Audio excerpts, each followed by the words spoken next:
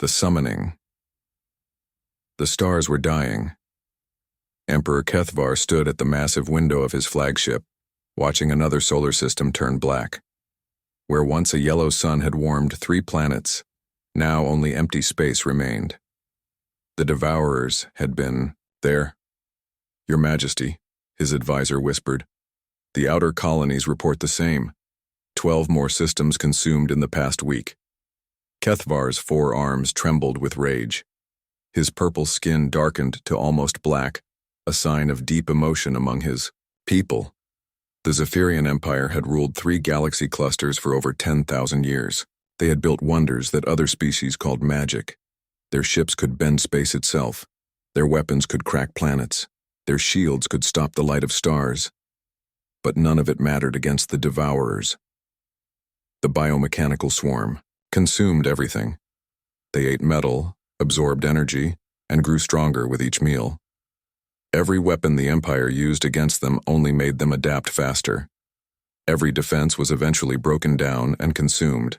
Sir, another advisor spoke up, perhaps it is time to consider the other option. The entire bridge fell silent. Even the soft humming of the ship's engines seemed to quiet. Kethvar turned slowly, his golden eyes narrowing. You speak of the humans, he said. Yes, Your Majesty. Our scouts report they have unique ways of dealing with technology. Kethvar had heard the stories. Humans were a young species from a small blue planet. They had barely achieved faster-than-light travel 500 years ago. By all rights, they should have been conquered or destroyed by now. Instead, they had somehow carved out a small but stable territory in the outer rim. The stories said humans did impossible things with technology. They took apart machines that worked perfectly and somehow made them work better. They fixed things that were supposed to be unfixable. They combined technologies in ways that made no sense but somehow worked anyway. The Zephyrian Empire had always avoided humans. They were too unpredictable, too willing to break things that should not be broken. But now, with the Empire facing extinction, desperate times called for desperate measures. Send the message, Kethvar commanded. Tell them we need their help. 3 days later, the human ship arrived. It was small, ugly, and looked like it might fall apart at any moment. Patches covered its hull where repairs had been made with whatever materials were available. The Zephyrian officers watching the docking process whispered among themselves in horror. It looks like they built it from scrap metal, one said. How does it even fly? Asked another. Perhaps their technology is more primitive than we thought. They were wrong, of course. The human ship might look terrible, but it had made the journey in half the time any Zephyrian vessel could manage. When the airlock opened, a small figure stepped onto the Imperial flagship. Chief Mechanic Sarah Chen was not impressive to look at. She stood barely 5 feet tall with short black hair and oil stains on her coveralls. Behind her came her engineering team, 12 humans carrying toolboxes that looked older than some civilizations. So, Sarah said, looking around the pristine, gleaming docking bay, where's the broken stuff? Emperor Kethvar had come personally to greet the humans. This was already a break with protocol. Emperors did not greet repair crews. But these were not normal times. Welcome to the Imperial. Flagship Eternal Glory, he said formally. I am Emperor Kethvar, ruler of the Zephyrian Empire. Sarah looked him up and down. The Emperor was nearly 8 feet tall, wearing robes that probably cost more than her entire ship. Jewels covered his purple skin in complex patterns that showed his royal status. Nice to meet you, she said. I'm Sarah. This is my crew. We fix things. What needs fixing? The casual response made several courtiers gasp. One started to step forward, probably to explain proper protocol for addressing an emperor, but Kethvar waved him back. Our defense systems, the emperor said. The Devourers adapt to everything we use against them. We need something different. Sarah nodded. Right, let's take a look. The tour began in the ship's main engineering section. The Zephyrian engineers watched nervously as the humans examined their systems. Everything was perfect, polished, and maintained exactly according to ancient specifications. Pretty, said Marcus, Sarah's second-in-command. But why is everything so complicated? The Zephyrian chief engineer, a tall being named Vorthak, bristled. These systems have operated flawlessly for 3,000 years. Every component is crafted by master artificers. Every circuit is blessed by the technology priests. Technology priests? Sarah asked. Of course. Only those who have studied for decades can safely maintain such advanced machinery. Sarah's team exchanged glances. One of them, a young woman named Kelly, was already looking at a control panel with obvious interest. Don't touch that, Vorthak said quickly. The alignment of those crystals took 6 months to achieve. One wrong adjustment could destabilize the entire power grid. Kelly looked at Sarah, who shrugged. Your ship, your rules, Sarah said. But she was already making mental notes about the obvious design flaws she could see. They moved deeper into the ship. Each level was more impressive than the last. The Zephyrians had built their vessel like a temple as much as a warship. Everything was beautiful, symmetrical, and utterly impractical. Here, the Emperor said finally, is our main defensive array. They stood in a vast chamber filled with crystalline structures that pulsed with inner light. Energy flowed between them in patterns that hurt to look at directly. The entire system hummed with barely contained power. Wow, breathed Jamie, the youngest member of Sarah's crew. How much energy does this thing put out? Enough to vaporize an asteroid, Vorthak said proudly. And how long does it take to charge up? Sarah asked. 4 hours and 17 minutes? Precisely, Sarah frowned. 4 hours? That seems like a long time. The charging cycle cannot be rushed, Vorthak explained. The crystals must be brought into perfect harmonic alignment. The energy flows must be balanced exactly. Any deviation from the proper sequence could cause catastrophic failure. What if you just bypassed the harmonic balancers and fed power directly to the main crystals? Asked Marcus.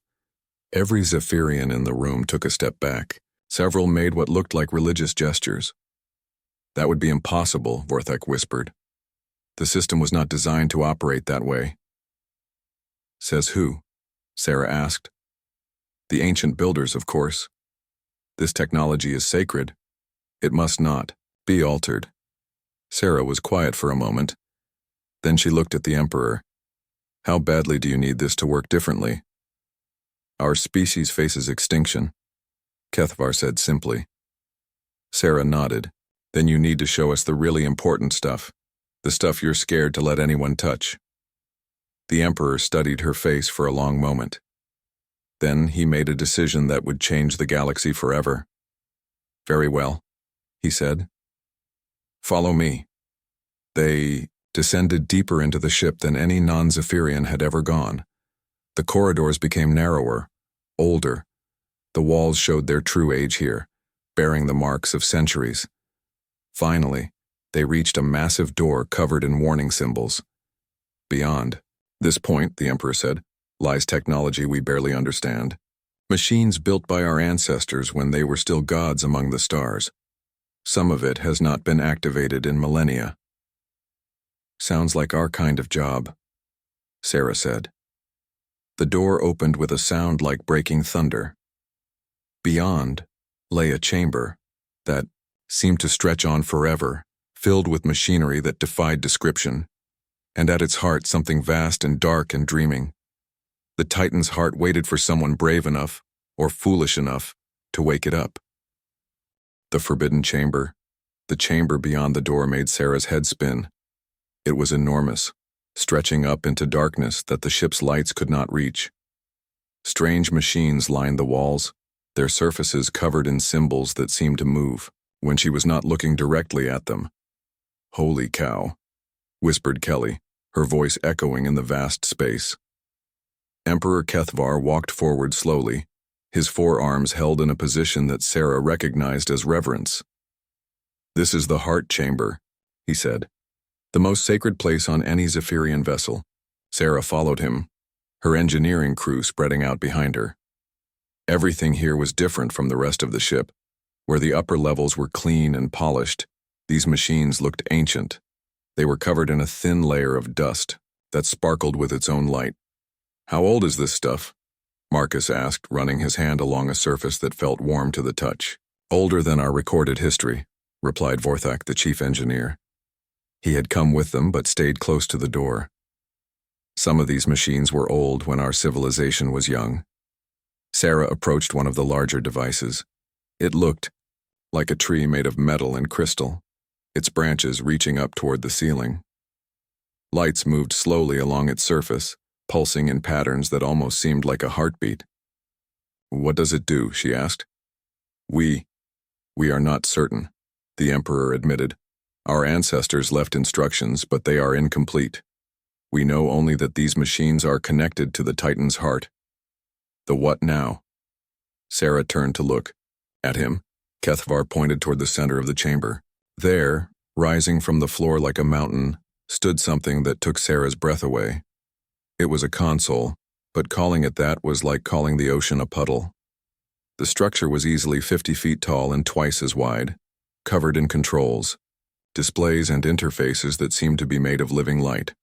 "That," the Emperor said, "is why we do not come here often." Sarah walked toward the console, her team following. As they got closer, the lights on its surface began to pulse faster. Other machines around the chamber responded, their own lights brightening. "Is it alive?" Jamie asked nervously. "We do not know," Vorthak said. "It responds to presence. The closer someone gets, the more active it becomes, but no one has dared to actually touch it." Sarah could see why. The console radiated power. She could feel it on her skin like standing too close to a fire. But more than that, it felt aware, like something was watching her from inside the machine. "What happens if someone does touch it?" she asked. The Emperor's skin went darker. According to the ancient texts, the last time someone activated the Titan's heart, it destroyed a moon. On purpose or by accident? That is unclear. Sarah studied the console more carefully. Despite its alien design, she was beginning to recognize patterns. Control interfaces followed certain logical principles regardless of who built them. And this thing, for all its strangeness, was clearly meant to be operated. "Look at this," she called to her team, pointing at a section of the console. "See how these symbols are arranged? That's a power flow diagram. And these lights here, they're showing system status." Marcus joined her, following her pointing finger. "You're right. And look at this section. Those are definitely input controls." "Input for what?" Kelly asked. "Good question." Sarah moved around the console, studying it from different angles. The more she looked, the more she understood. I think this is a weapon control system." Every Zephyrian in the chamber went very still. "Weapon?" the Emperor asked quietly. "Yeah. See these targeting displays? And this section here is clearly for power allocation. This whole thing is designed to control something big." "The Titan," Vorthak whispered. Sarah looked at him. "There's actually something called a Titan?" "According to legend," the Emperor said, "the Titan is a weapon of unimaginable power, a construct built by our ancestors to defend against threats from beyond the galaxy. But it has been sleeping for 3,000 years. Sleeping how? The activation sequence was lost. The priests who knew the proper rituals died in a plague. Since then we have maintained the heart chamber, but never dared to wake what lies within." Sarah walked completely around the console now, her engineer's mind working. She could see the logic of the system, even if she did not understand the technology. Power flowed from the crystal trees to the central console. The console controlled something vast that was currently dormant. "This is incredible," she said. "Do you realize what you have here? This is the most sophisticated control system I have ever seen." "But it is broken," Vorthak said. "The activation codes are lost." "Maybe," Sarah said. "But I am betting the problem is not lost codes." She pointed to a section of the console where several displays showed red warning symbols. "Look at this. That's clearly an error condition, and over here these power levels are all wrong." Marcus and Kelly joined her, studying the displays. Even though the symbols were alien, the patterns were recognizable to trained engineers. "The calibration is way off," Kelly said. "Look at these readings. No wonder it will not start." "But how can you know this?" Vorthak demanded. "You cannot. Read our ancient language. You do not understand our technology." Sarah looked at him with a smile. "You do not need to read the language to understand what a machine is trying to tell you. Good engineering is universal." She turned back to the console. Now that she understood what she was looking at, the problem was obvious. The ancient Zephyrians had built an incredibly sophisticated system, but they had over-engineered it. Too many safety protocols, too many redundant systems, too many checks and balances. "I think I can fix this," she said. The chamber went dead silent. "Fix it?" the Emperor repeated. "Yeah, it is not broken exactly. It is just stuck, like an engine that has been sitting too long. All the safety systems are locked up, preventing normal startup. But the ancient texts warn of terrible consequences," Vorthak protested. "If the awakening is done incorrectly, then you get terrible consequences," Sarah agreed. "But if you do it right, you get a working weapon system." She approached one of the control interfaces. It was a crystalline structure about the size of her head, covered in symbols that pulsed with soft light. As her hand got closer, the pulsing increased. "The question is," she said, "how badly do you need this thing to work?" Emperor Kethvar was quiet for a long moment. Outside this chamber, his empire was dying. The Devourers consumed another system every few days. His fleets were scattered, his people were fleeing deeper into the galaxy's core. Everything he had ever known was being destroyed. "Desperately," he said finally. Sarah nodded. "Then stand back. This might get interesting." She reached toward the crystal interface. Her fingers were inches away when she noticed something. The machine was not just responding to her presence, it was responding to her specifically. When other people moved around the chamber, the lights barely changed. But when she approached, everything lit up. "That is unusual," Vorthak muttered. "What is?" "The heart has never responded so strongly to anyone before. It is almost as if..." "As if what?" "As if it recognizes you." Sarah paused, her hand still reaching toward the crystal. That was a disturbing thought. But she had come too far to stop now. "Only one way to find out," she said. Her fingers touched the crystal surface. Immediately, the entire chamber exploded into light. Alarms began sounding throughout the ship. The ancient machines awakened with a roar that seemed to come from the ship's very bones. And somewhere deep in the quantum foundations of reality, something vast and patient and utterly alien opened its eyes for the first time in 3 millennia. "Don't touch that," Emperor Kethvar shouted. But Sarah's hand was already making contact, and it was far too late to stop what had been set in motion, awakening the ancient. The moment Sarah's hand touched the crystal, the universe changed. Light exploded through the chamber, not the harsh glare of electric bulbs, but something deeper and more alive. The ancient machines responded like a symphony orchestra receiving its first note from the conductor. Crystalline structures hummed with power. Metal surfaces that had been cold for millennia suddenly blazed with inner fire. Sarah felt the change, first as a tingling in her fingertips, then as something much more profound. The crystal was warm, then hot, then beyond temperature entirely. It was not burning her. Instead, it was connecting to her. "Sarah!" Marcus shouted over the rising noise. "Get away from that thing." But Sarah could not move. The connection was growing stronger by the second. She could feel the crystal reading her mind, examining her thoughts like a librarian browsing through books. It was looking for something specific. Emperor Kethvar had stumbled backward, his forearms raised to shield his eyes from the blazing light. "Shut it down," he commanded, "before it destroys the ship." "We cannot," Vorthak replied, his voice filled with panic. "The activation sequence has begun. There is no way to stop it now." The ship itself was responding to the awakening. Sarah could feel it through the crystal connection. Systems throughout the vessel were coming online. Not the normal ship systems she had seen earlier, but older things. Ancient defensive matrices, weapon systems that had been dormant since before human civilization existed. But more than that, she could feel something else awakening, something vast and patient and utterly alien. The Titan was waking up. It started as a whisper in the back of her mind, like hearing a conversation in another room. Then the voice became clearer, speaking not in words but in concepts that formed directly in her thoughts. Who disturbs my rest? Sarah tried to answer, but found she did not need to speak. The Titan could read her mind as easily as she might read a book. Human, it observed with what might have been surprise. Interesting, it has been long since I encountered your species. You know about humans? Sarah managed to think back. I know about many things, little engineer. I have been dreaming for 3,000 years, and dreams have a way of showing distant truths. Around the chamber, the other machines were responding to the Titan's awakening. Displays lit up showing star charts, weapon configurations, and data streams that hurt to look at directly. The very air began to hum with barely contained energy. What is happening? Emperor HFY demanded.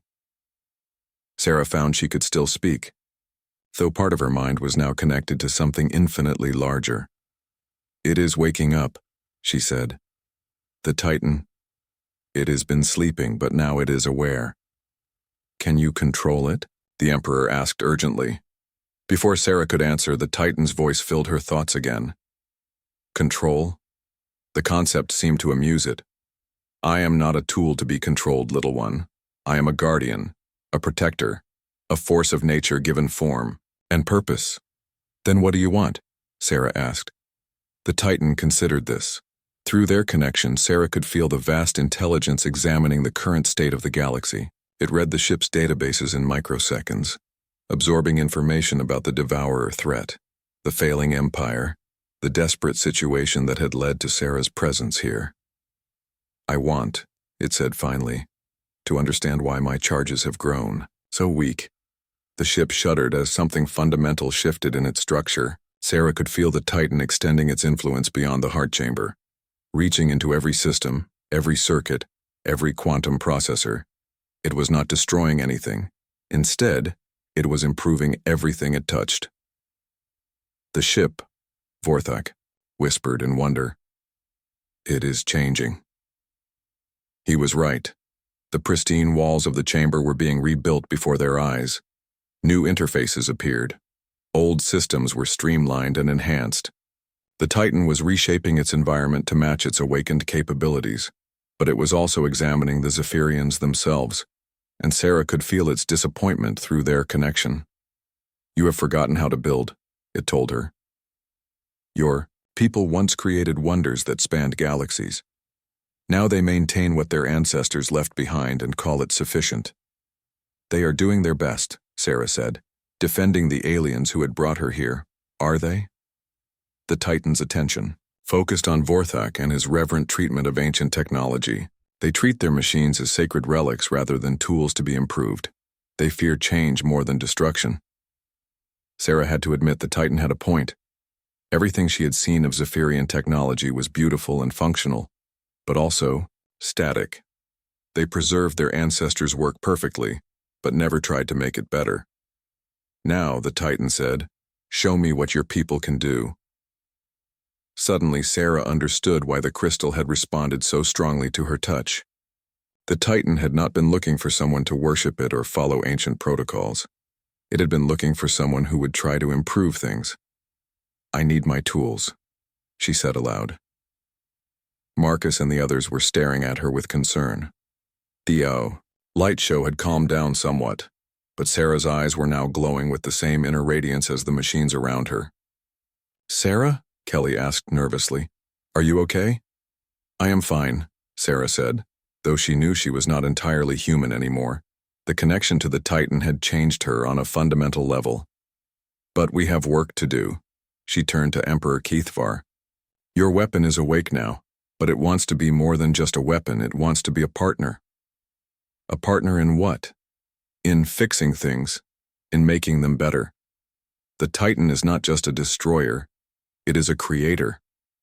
It can reshape matter at the quantum level, redesign systems in real time, adapt to any threat. But can it defeat the Devourers? The Emperor asked. Sarah felt the Titan's attention turn outward, examining the approaching threat through the ship's sensors. The response was immediate and decisive. The Devourers are efficient but predictable, it concluded. They consume static technology and adapt to fixed patterns of defense. But they have never faced an opponent that improves itself faster than they can adapt. Show me, Sarah said. The main display in the chamber changed, showing the space around their fleet. In the distance, a dark cloud approached, the Devourer swarm consuming everything in its path. Watch, the Titan said. The ship's weapon systems engaged, but not in any way the Zephyrians had ever seen before. Instead of the 4-hour charging, cycle energy flowed instantly to the main batteries. Instead of a single massive blast, dozens of smaller weapons fired in perfect coordination. But more importantly, each weapon was different. The Titan was testing variations, learning what worked best against this particular enemy. Some shots were pure energy. Others were exotic matter disruptors. Still others were weapons that existed only in theoretical physics textbooks. The Devourers began to adapt as they always did. But for every adaptation they made, the Titan made 10 improvements. It was learning faster than they could evolve. Incredible, breathed Vorthak. This is only the beginning, Sarah said. Through her connection to the Titan, she could see its plans. It was not just improving the weapons, it was improving everything. The ship's engines were being redesigned for greater efficiency. The shields were being enhanced with adaptive algorithms. Even the life support systems were being optimized. But the Titan's greatest improvement was yet to come. It had found something, in Sarah's mind, that interested it greatly, the human concept of constant innovation. Your people never stop trying to make things better, it observed. Even when something works perfectly, you imagine ways it could work better still. That is what we do, Sarah agreed. Then let us do it together. The connection between them deepened, becoming a true partnership. Sarah's human creativity and intuition merged with the Titan's vast computational power and reality-shaping abilities. Together, they began to design weapons and defenses that neither could have conceived alone. The Devourers were going to get the surprise of their existence. But first, there was the matter of the Zephyrian Empire itself. The Titan had been patient with its charges for 3 millennia. But patience was not the same as approval. Change must come, it told Sarah. Not just to our weapons, but to our people. The old ways have led only to stagnation and near extinction. Sarah looked at Emperor Kethavar, who was watching the battle displays with a mixture of hope and terror. She could see his dilemma. The Titan was offering salvation, but at the cost of everything his people believed about technology and tradition. Change is scary, she said to the Titan, but it is also necessary. Indeed. And that is why I needed a human to wake me. Your people understand this truth better than most. The ship shuddered again as the Titan made more modifications. Soon, it would be ready to face the Devourers in earnest. But the real battle would be convincing the Zephyrians to embrace a future where their ancient certainties no longer applied. The galaxy was about to learn what happened when human ingenuity joined forces with a god machine that refused to accept limitations. The machine's choice. The Titan's awakening sent ripples across the galaxy that defied all known physics. On distant worlds that had been dark for centuries, ancient installations suddenly blazed to life. Monitoring stations that had recorded nothing but cosmic background radiation for millennia began transmitting complex data streams. Defense platforms orbiting long-dead stars powered up their weapons and began scanning for threats. Sarah felt it all through her connection to the Titan. The machine was not just a weapon. It was the central node of a vast network that spanned 3 galaxy clusters. Every piece of ancient Zephyrian technology was connected to it in some way, waiting for the day it would wake up and resume its true purpose. By the ancestors, Emperor Kethavar whispered, staring at the tactical displays. The entire defense grid is coming online. Not just the defense grid, Vorthak said. his voice filled with awe. Everything. The orbital foundries around Kepler Prime, the quantum communication arrays, the deep space monitoring stations. They are all responding to the Titan's call. But the Titan was not pleased with what it found. Through their shared connection, Sarah could feel its growing disappointment as it examined the current state of Zephyrian civilization. 3,000 years, it said to her, and they have built nothing new. Every ship, every weapon, every tool is merely a copy of something their ancestors created. They have become caretakers of ruins rather than builders of the future. Sarah tried to defend the Zephyrians. They have kept your technology working for 3 millennia. That is something. Maintaining is not the same as improving, the Titan replied. Watch. The displays around the chamber changed, showing detailed schematics of current Zephyrian technology. To Sarah's engineer eyes, the problems were immediately obvious. Everything was overcomplicated, inefficient, and decades behind what should have been possible. Their power systems waste 60% of their energy on unnecessary conversion steps, she murmured, studying the data. Their engines use brute force where they could use elegance. Their weapons are beautiful but impractical. Exactly, the Titan said. They have forgotten that technology is meant to evolve. They preserve their ancestors' work perfectly, but they do not improve upon it. The ship shuddered as the Titan began making more extensive modifications. Sarah could feel it reaching into every system, not just repairing and enhancing, but fundamentally redesigning. The changes were guided by principles the ancient Zephyrians had known, but their descendants had forgotten. What is it doing? Emperor Kethvar asked nervously. It is fixing things, Sarah said, making them work the way they were supposed to work. But even as she said it, she knew that was not the whole truth. The Titan was not just restoring ancient capabilities. It was improving them using concepts it had learned from examining human technology. Sarah's mind was an open book to it, and through her it had gained access to 5 centuries of human innovation. The results were remarkable. The ship's engines, which had been among the finest in the galaxy, suddenly became 20% more efficient. The weapon systems, already powerful enough to crack asteroids, gained targeting accuracy that bordered on precognitive. The shields became adaptive, learning from each impact and growing stronger. This is impossible, Vorthak protested. These systems have been perfected over thousands of years. There is no room for improvement. Sarah looked at him with sympathy. She understood his confusion. The Zephyrians had been told for so long that their ancestors' work was perfect that they had stopped believing improvement was possible. There is always room for improvement, she said gently. That is the first rule of engineering. Your people understand this, the Titan said to her. Show me more. Through their connection, Sarah shared human innovations with the Titan. Not just the big breakthroughs, but the small improvements that happened every day. The way human engineers constantly tinkered with working systems to make them work better. The way they combined technologies in new ways. The way they never accepted that something was good enough. The Titan absorbed it all with fascination. In return, it showed Sarah the principles behind its own technology. Not the religious ceremonies the Zephyrians used, but the actual science. Quantum manipulation at the deepest level. Matter and energy as just different expressions of the same fundamental force. Reality itself as something that could be reshaped by a sufficiently advanced understanding. Together, they began to design something new. It started with the ship's defensive systems.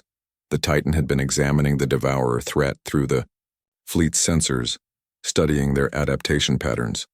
The biomechanical swarm was indeed formidable. They could adapt to any fixed defense within hours. But what if the defense was not fixed?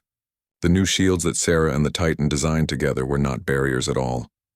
They were adaptive systems that changed their nature faster than the Devourers could adapt. One moment they were energy fields, the next they were solid matter, barriers, then exotic radiation that existed only in theoretical physics. How is this possible? Vorthak asked, watching the technical readouts with disbelief. We stopped thinking of shields as walls, Sarah explained. Instead, we made them into, well, think of them as arguments. We are arguing with the Devourers about what reality should look like, and we are changing our argument faster than they can form a counter-argument. The Emperor stared at her. You are rewriting physics in real time? Not rewriting, the Titan corrected through the chamber's speakers. Its voice was like distant thunder, but somehow also familiar. Physics is what it has always been. We are simply using it more completely. The weapons systems came next.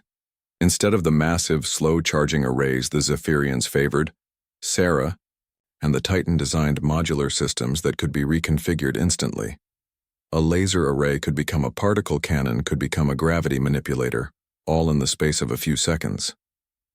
But the power requirements, Vorthok protested. The energy costs would be enormous. Only if you think about energy the old way, Sarah said. She was barely aware of speaking aloud anymore. Most of her consciousness was merged with the Titan, thinking at speeds that made normal conversation feel glacially slow. What if instead of generating energy, we borrowed it from parallel dimensions and paid it back with interest from enemy weapons fire? The chief engineer's head hurt just trying to follow the logic. But the tactical displays showed the results clearly enough. The ship was becoming something unprecedented, a vessel that improved itself with every passing moment. Then the Devourers arrived. The advanced scouts of the swarm dropped out of hyperspace at the edge of the system. They were hideous things, part machine and part something that might once have been alive.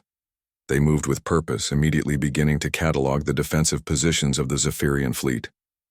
Here they come, Marcus said grimly. Through the ship's sensors, Sarah and the Titan watched the Devourers deploy. There were thousands of them, ranging in size from single ship hunters to massive consumption platforms that could process entire asteroids. Their behavior was disturbingly efficient. They moved like a single organism with thousands of bodies. The Zephyrian fleet was already moving to meet them, but Sarah could see the hopelessness in their tactics. They were using the same strategies that had failed for the past year, hoping that superior numbers would somehow make the difference. It will not be enough, the Titan observed. They fight the same battle they have always fought, expecting different results. Then we show them a different way, Sarah said. The modified ship moved away from the main fleet, accelerating toward the Devourer vanguard. To the other Zephyrian vessels, it must have looked like suicide. A single ship charging thousands of enemies. Sarah, Emperor HFY said urgently, "What are you doing?" "Teaching," she replied. The first Devourer scouts opened fire, their weapons designed to disable and capture rather than destroy. They wanted the ship intact so they could study its technology and adapt to it, but there was nothing to adapt to. The shields that met their attack changed form 17 times in the first second of contact. Each change used different physical principles. By the time the Devourers began to analyze one defensive pattern, it had already been replaced by something completely different. Their return fire was equally innovative. Each shot used a different approach: energy, matter, exotic particles, localized space-time distortions. The Devourers tried to adapt, but adaptation required understanding, and understanding required time to analyze patterns. Sarah and the Titan gave them no time and no patterns. The first wave of scouts was destroyed in minutes. The second wave lasted slightly longer, but only because they tried to flee. The third wave never formed at all. The larger Devourer platforms recognized a threat beyond their ability to counter and began a fighting withdrawal. "Impossible," breathed Vorthok. "Nothing has ever made the Devourers retreat. Nothing has ever fought them the way we just did," Sarah said. She was tired now, the mental strain of partnering with the Titan taking its toll. But she was also exhilarated. They had proven that the Devourers could be beaten. Now came the harder part. The Titan had made its judgment about the current state of the galaxy, and it was not entirely positive. "Change must come," it announced to the entire fleet through the communication channels. "The old ways have led to stagnation and near defeat. New ways are required, foe gods of iron and flesh." The final battle began 3 days later when the main Devourer, swarm arrived in force. Sarah stood in the heart chamber, no longer entirely human but not yet entirely machine. The connection with the Titan had changed her on a fundamental level. Her eyes glowed with the same inner light as the ancient crystals. Her thoughts moved at quantum speeds. When she spoke, her voice carried harmonics that resonated with the ship's structure itself. But she was still recognizably Sarah Chen, chief mechanic from a small blue planet, and that human spark was exactly what the Titan needed. "Contact," Marcus reported, from his position at one of the newly created interface stations. The Titan had given each member of Sarah's crew enhanced roles, their human intuition augmented with alien technology. Devourer fleet dropping out of hyperspace, estimated numbers, Emperor's bones, there are millions of them. The tactical display showed the truth of the situation. The entire Devourer migration was here. Every consumption platform, every hunter-killer, every biomechanical horror they had ever created. They stretched across space like a living tide of destruction, intent on consuming the last stronghold of Zephyrian civilization. "They have learned from our previous encounter," the Titan observed through the chamber's speakers. "They bring everything at once, hoping to overwhelm us before we can adapt." Emperor Kethvar stood nearby, his purple skin pale with stress. Around him, his admirals watched the displays with barely concealed terror. The Zephyrian fleet had perhaps 10,000 ships. Against millions of devourers, the math was simple and brutal. "Can we win?" the Emperor asked quietly. Sarah felt the Titan considering the question with massive computational power. Probability calculations flowed through their shared consciousness, like waterfalls of data. Victory scenarios were analyzed and discarded. Defeat conditions were examined and countered. "Conventionally? No," Sarah said, "but we are not fighting conventionally anymore." The Titan had spent the past 3 days transforming not just their ship, but the entire fleet. Every vessel willing to accept the changes had been enhanced with adaptive technology.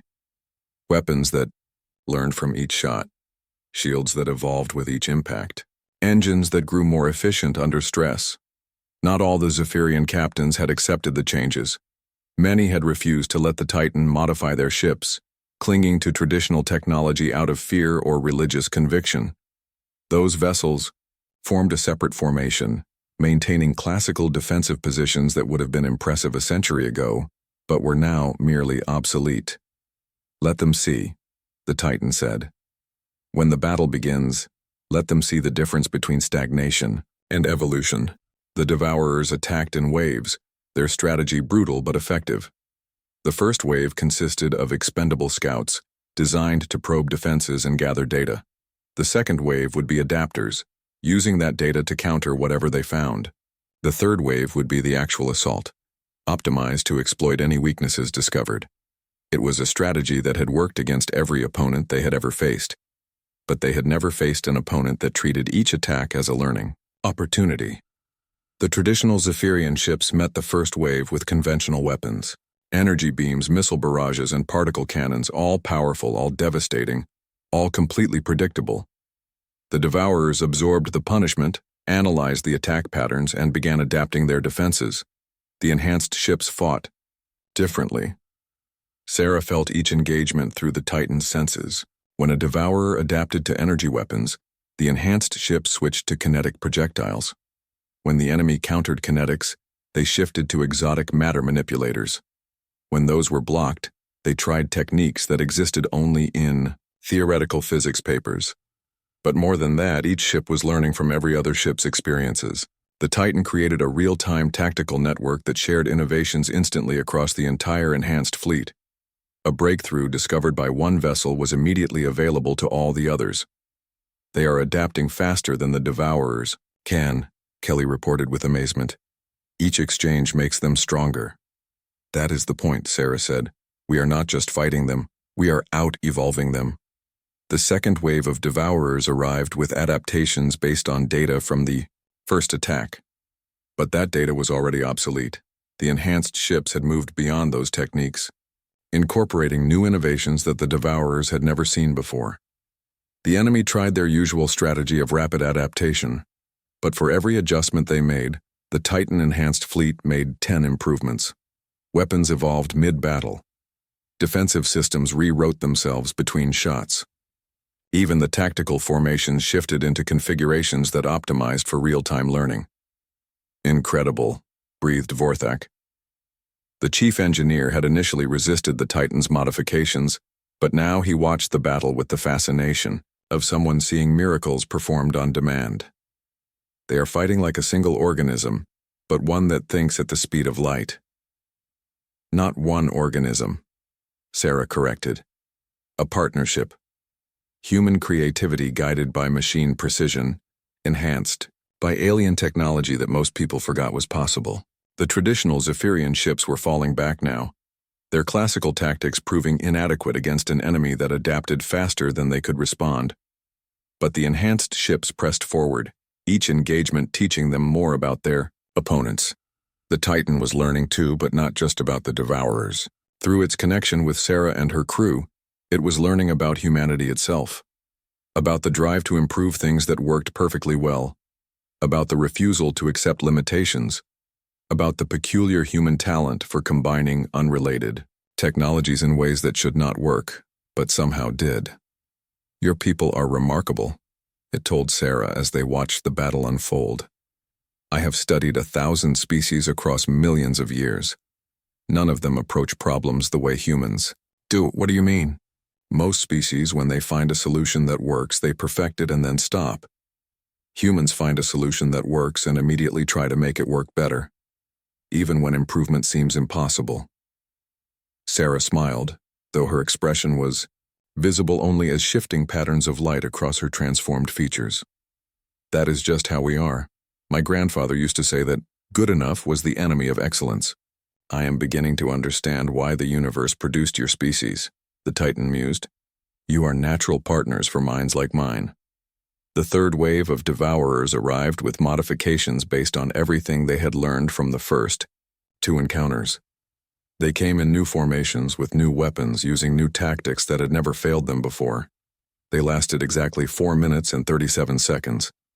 By now, the enhanced fleet was no longer using technology that the Devourers could recognize, much less adapt to. Sarah and the Titan had moved beyond conventional physics into realms where imagination was the only limiting factor. Weapons that fired backwards through time to hit targets before they were fired at. Shields that existed in parallel dimensions, but projected force into normal space. Engines that moved ships by convincing the universe that they were already somewhere else. How is any of this possible? Emperor Kethvar demanded. Because we stopped asking how and started asking why. Not, Sarah replied. The Titan understood the universe at a level your ancestors had reached, but your people forgot. We just combined that understanding with human stubbornness. The Devourer fleet was in full retreat now, their adaptation capabilities overwhelmed by opponents who evolved faster than thought itself. But the Titan was not content with mere victory. They will return, it announced. Perhaps not for decades, perhaps not for centuries, but they will return. And when they do, they will have adapted to everything they learned here today. Then we will have adapted too, Sarah said. That is what we do. Indeed. But adaptation requires a foundation. The Zephyrian Empire must change if it wishes to survive the next encounter. Emperor Kethvar turned to face the central console where Sarah stood merged with the ancient machine. What changes?